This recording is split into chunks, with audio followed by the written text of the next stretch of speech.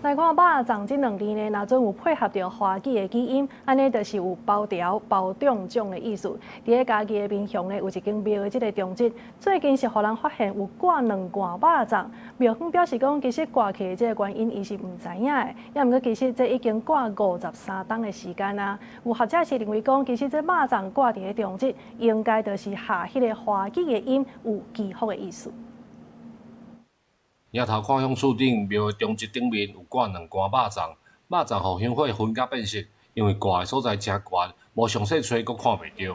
廟會注意講，這兩罐肉粽已經掛佇頂面53年，最近是因為有人發現來問，才閣想起有這件代誌。是佇62年，迄陣中建委員會上梁的時陣大家用起的，嘿，到即陣換遐53冬左右啊。但阮一個阿姑的囝才發現到，才佇甲因講安尼。才豆豆流傳啊咧。這間離嘉義縣民雄鄉的廟，到今已經有將近150冬的歷史。為什麼要佇中節掛肉粽？廟方主委嘛無清楚。向今年90歲，就是當初是包肉粽的長輩來請教，伊嘛講唔知影。附近中正大學研究宗教建築的學者指出，中節掛粽可能是合迄個音，有祈福的意思。是安那要放安尼，你敢知啥原因？我唔知。你唔知哦？我叫我包我就較包我無。安尼哦。我嘛唔知。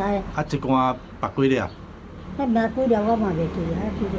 可能10外粒吧，看不上會到。粽子如果是取它的那個諧音來，粽的話，它有一個剛剛好，就是對得上的那個意思。也有人說，這個粽子因為它跟那個重量很重的那個重諧音，所以呢，那也就表示你這個糧放上去之後，它會非常的可以承重。教授指出，廟的中節掛肉粽的風俗，佇外縣市一寡廟嘛看會到，不過佇民雄地區確實是真罕見。